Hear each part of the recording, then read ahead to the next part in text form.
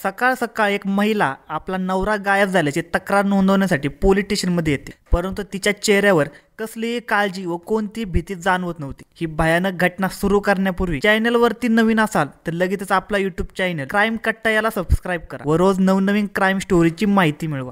कर्नाटकच्या तुमकुर जिल्ह्यातले एक शांत गाव, गार वारा, हिरवीगार शेत आणि संध्याकाळी मंदिरात घुमणारा घंटा, या सगळ्या गोंधळापासून दूर एक साधं सामान्य जीवन जगणारा माणूस शंकर मूर्ती हा एक साधा, शांत आणि कष्टाळू माणूस। त्याचे लग्न सुमंगल अशी झाले होते, जी एका गर्ल्स कॉलेजच्या हॉस्टेलमध्ये स्वयंपाकी म्हणून काम करत होती। पहिल्या काही वर्षात सगळं काही सुरळीत होतं, पण हळूहळू त्यांच्या संसारात दुरावा यायला लागला। एक दिवस गावात खळबळ उडाली, कारण शंकर मूर्ती बेपत्ता झाला होता। त्याची पत्नी सुमंगलानीच पोलीस स्टेशनमध्ये तक्रार दाखल केली, पण तिच्या डोळ्यात दुःख नव्हतं, न काळजीचे कोणतेही चिन्ह होते। पोलीस निरीक्षकाच्या नजरेत काहीतरी वेगळं जाणवत होतं। पोलीस तपास सुरू झाला। शंकर मूर्तीचे फार्म हाऊस तपासले गेले। तिथे आढळले त्यांना मिरची पावडरची पूड, भांडणाचे ठसे आणि एका पोत्याचे अर्धवट तुकडे। हे सगळं कुठली तरी कहाणी सांगत होते, पण ती अजून स्पष्ट नव्हती। फार्म हाऊस वरील बेडवर मिरचीचे तुकडे, जमिनीवर ओरखडे आणि सुमंगलाचा गोंधळलेला स्वभाव, हे सगळं पोलिसांच्या संशयाला चालना देत होतं। मग पोलिसांनी सुमंगलाचा फोन तपासायला घेतला। सुमंगलाच्या कॉल डिटेल्स रेकॉर्डमध्ये एक नाव सतत समोर येत होतं, नागराजू। हा कोण आणि याचा सुमंगलाशी काय नातं? तपास पुढे सरकला। नागराजू हा सुमंगलाचा प्रियकर होता। त्यांच्या नात्याची सुरुवात हॉस्टेलच्या स्वयंपाकगृहात झाली होती, पण प्रेमाने आता गुन्ह्याच्या वाटेवर चालायला सुरुवात केली होती। शंकरमूर्ती हा त्यांच्यासाठी अडथळा होता आणि या अडथळ्याला संपवण्याचा निर्णय त्यांनी घेतला। ती 24 जूनची काळी रात्र होती। शंकरमूर्ती घरी होता। सुमंगलाने तिच्याशी गोड बोलून संधी साधली आणि अचानक तिने तिच्या डोळ्यात मिरची पावडर फेकली।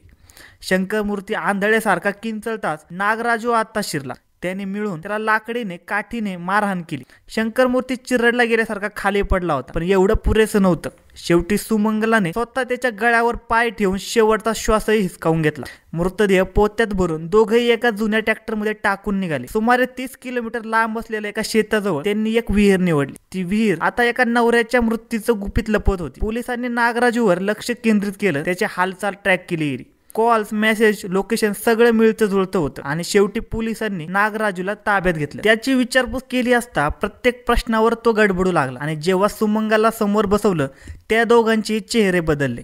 सुमंगलाच्या डोळ्यात एक विचित्र थंडपणा होता। तिच्या नजरेत ती भीती नसतानाही तिने गुन्हा कबूल केला। पोलिसांनी दोघांवर खून आणि पुरावे नष्ट करण्याचा गुन्हा दाखल केला। दोघांनाही अटक झाली। गावात चर्चा सुरू झाली, प्रेम हे एवढं आंधळ का होतं? एका नवऱ्याने फक्त संशय व्यक्त केला आणि त्याला आपला जीव गमवावा लागला। शंकरमूर्तीच्या आई वडिलांचा चेहरा आजही आठवतो, जे पोलीस स्टेशन बाहेर एकच प्रश्न विचारत होते, आमच्या मुलाचा गुन्हा काय? ही गोष्ट एका स्त्रीच्या प्रेमाच्या आंधळेपणावर आधारित नाही, तर माणसाच्या स्वार्थात अडकलेल्या भावना किती भयान वळण घेतात याचं क्रूर उदाहरण आहे। शंकरमूर्तीचा खून केवळ एका नवऱ्याचा अंत नाही, तर विश्वास, नातं आणि माणुसकी यांचा मृत्यू आहे। सुमंगला आणि नागराजू यांचं नातं आकर्षणातून सुरू झालं, पण त्यांनी त्यांच्या प्रेमाला कोणतीही नैतिकता, जबाबदारी किंवा मर्यादा दिली नाही। त्यांनी संसार, पती, कुटुंब यांचे महत्त्व झुगारून दिलं आणि एकतर्फी इच्छा पूर्ण करण्यासाठी एका जीवाला संपवण्यास मागे पुढे पाहिले नाही। शंकरमूर्तीने सुमंगलावर संशय घेतला, कदाचित त्याचे काही कारणही होते, पण त्या नात्यात संवाद, विश्वास आणि सुसंवादाची जागा नव्हती। जेव्हा नात्यात संवाद हरवतो, तेव्हा तिथे फक्त गोंधळ, आरोप आणि शेवटी हानीच उरते। नात्यामध्ये संवाद गमावला की माणूस गमावतो। सुमंगला आणि नागराजूने सर्व योजना आखून हत्या केली, मृतदेह लपवला, साक्षी पुरावे साफ केले, पण एक चुकलेली गोष्ट, माणसाच्या नजरेतलं सत्य लपवता येत नाही। पोलिसांचं निरीक्षण, कॉल डिटेल्स आणि एक मिरचीच्या पुड्याचा तपशील, हे सगळं एक एक साखळी बनून त्यांच्या विरोधात उभं राहील। सत्य लपवता येत नाही।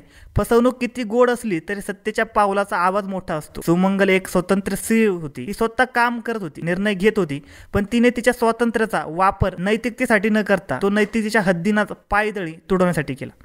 स्वातंत्र्य हे अधिकार देते, पण त्याचबरोबर जबाबदारी मागतात। शंकरमूर्तीचा मृत्यू हा केवळ शरीराचा नव्हता, तो एका नात्याचाही अंत होता। जेव्हा कोणत्याही नात्यात विश्वास हरवतो, तेव्हा तिथे माणूस जगत असला तरी तो मरणासारखाच असतो। माणूस मारणं हे केवळ हाताने होत नाही, नात्यातील गळफास हे मन मारून टाकतात। सत्य कितीही लपवलं तरी ते उघड होतं। स्त्रीचं स्वातंत्र्य वागणुकीत नष्ट झालं। प्रेमात आपण कुठपर्यंत जातो?